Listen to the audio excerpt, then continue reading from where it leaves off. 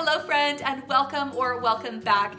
Today I want to talk about 8 different types of clutter that could be weighing you down. It's amazing how many different types of clutter there are and how they each affect us so deeply and can negatively impact our life.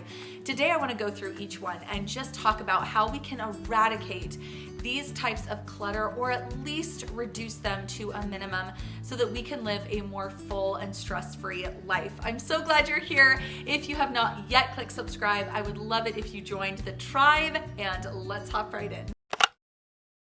Number 1, bargain clutter. This one is really tricky, and I want to make sure you understand I love a good deal. I love a good deal as much as the next person. And if I see the thing that I need on sale, I am thrilled that I got a good deal.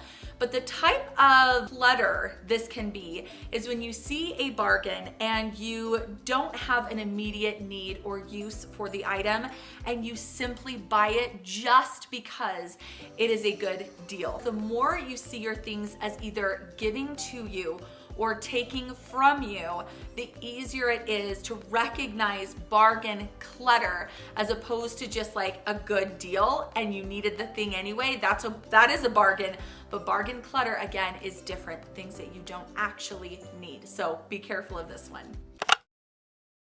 Going along with bargain clutter is free clutter.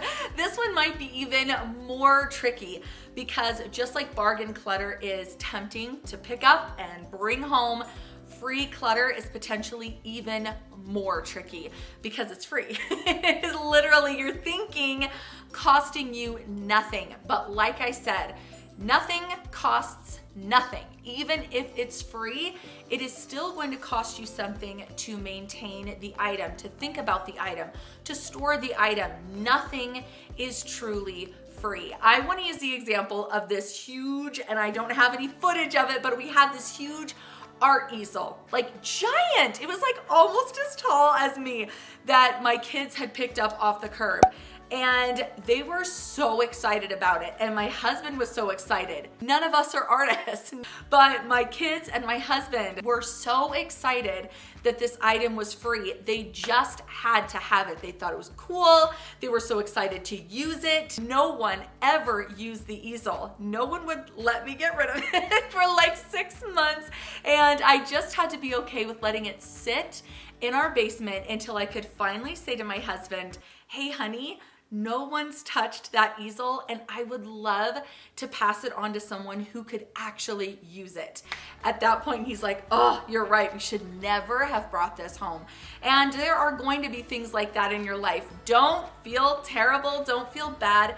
Just use these experiences as motivators to pick up less free clutter in the future. Try and stay off of like KSL under the free listings unless you're looking for something in particular. But just because it's free doesn't mean it will cost you nothing. Number 3 is aspirational clutter. Now what this would be is I feel like I should sew my kids some clothes or myself some clothes. So I'm gonna buy a sewing machine and I'm gonna buy some fabric and all the things that I need that go along with sewing and this hobby. And I am going to be so into it. I'm gonna love it. I'm gonna become so excited about sewing.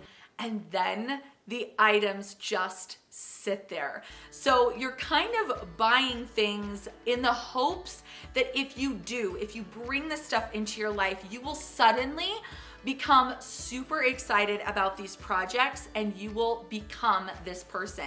You will become a sewer. I will become a crafter. You have to be really, really honest with yourself and think about the interests that you have currently and how much time they're taking from you, and just look at your lifestyle. Are these new hobbies going to fit your new lifestyle? Are they really gonna happen? Otherwise, whatever you bring into your home just becomes clutter. If it's something you've really thought about and you know for a fact you're going to do it, maybe start really small and just see how you can maybe start incorporating these new habits or these new goals and dreams into your life, and make sure it's a path that you want to continue on before you make big investments or collect a large amount of stuff. Sentimental clutter is so incredibly tricky, and I don't know anybody who's not affected by sentimental clutter. And it took me a long time to even realize that there is such a thing as sentimental clutter. I used to believe that everything that had sentimental value was valuable, and it's just not the case. We have to get in the habit of getting out these sentimental items and putting them in our homes so that they can be used and enjoyed. Otherwise, it is clutter. Your grandmother's quilt, your mother's ring, whatever it could be, it becomes clutter in your life if it's not something that you are either using or enjoying. So I suggest paring this down.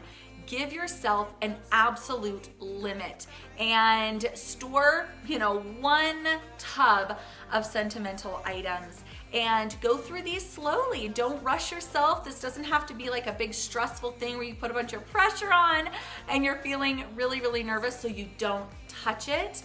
I did this for a long time. I left my sentimental stuff alone because I didn't think I had the emotional energy to go through it. Don't go through it all at once. Just tackle a small pile, a small bin, and slowly start filling up a sentimental, boundary bin, a tub, a tote, whatever, and just work on it over the next couple of months or year. You're gonna actually use this as a boundary, and then you're gonna take things out. You're gonna make a binder out of your cards or your journal pages or your artwork that you did as a little kid. You're gonna make binders and you're gonna stick it on your shelf. You're gonna use plates and dishes. You're gonna use linens. You're gonna put things in your home for yourself to use and enjoy, and for your family to understand the value and story. So go ahead and tackle your sentimental clutter. Don't let it overtake your life, and don't be afraid of it. You can do it. Just take it really, really slow.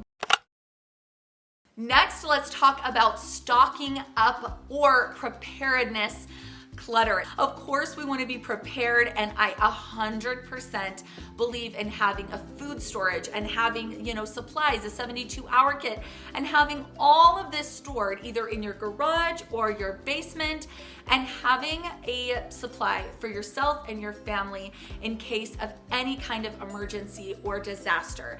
The reason I'm bringing it up though in this video under clutter topics or clutter types is because I do think we can go overboard. We can get such a large amount of preparedness stuff or preparedness items that things actually expire and go bad. If you have, 300 cans of tomato sauce and they only last 2 years, there's no way you're gonna be able to use them all even on a rotation.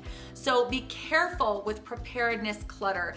Definitely have what you need. Have food, supplies, toilet paper, all the things, but keep it to a reasonable limit, just like with everything else in your home. Don't suddenly start hoarding these items and have things expire and have things take up way too much space. So just be careful, be prepared, but don't overdo it. Next, let's talk about procrastination clutter. Dana from Slob Comes Clean, I love her. I'll link her channel. She calls this procrasticlutter. Don't you absolutely love that? This is stuff that you have the intention of fixing. Like, it will be useful, but it requires action. This clock is amazing and beautiful, but it's been sitting in my home for a year, not ticking. And I just have to come to the realization that I am not going to get to it. It doesn't mean enough to me. I'm just not going to do it. So I might as well donate it and let somebody else fix the clock and enjoy it. So anything that requires action that you have delayed for an extended amount of time. I like to say 3 months. Honestly, I know that's not very long, and some of you might like 6 months for yourself, but if it's something that you have not repaired, I say it's becoming clutter. Watch out for it.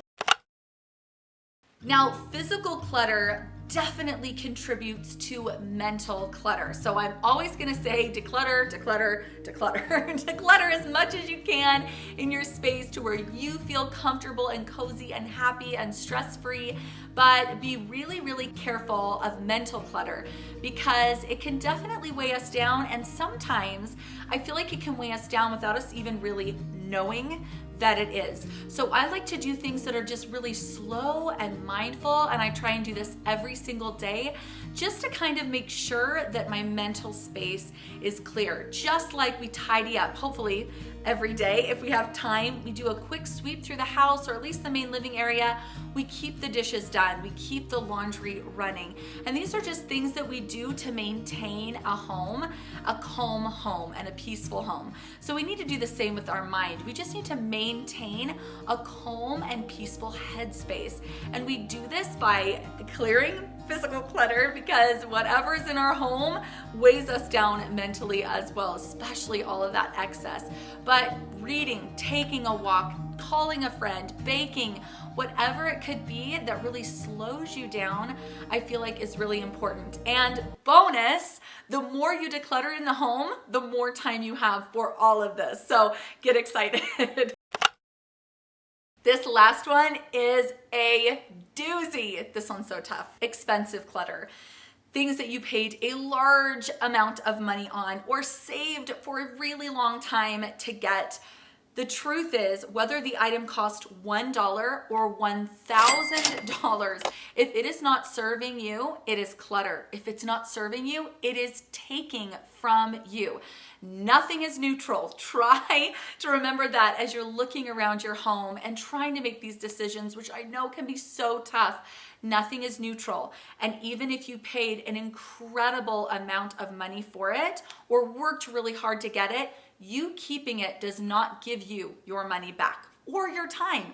You keeping it is only weighing down your home and your mental space. So try and just, a lot of this is just perspective shifts. Try and shift your perspective and realize that just because you spent a lot of money on it does not mean it's now valuable forever. Can you think of any other types of clutter? I would love to chat with you in the comments. Thank you again for being here, and I'll see you soon. Bye.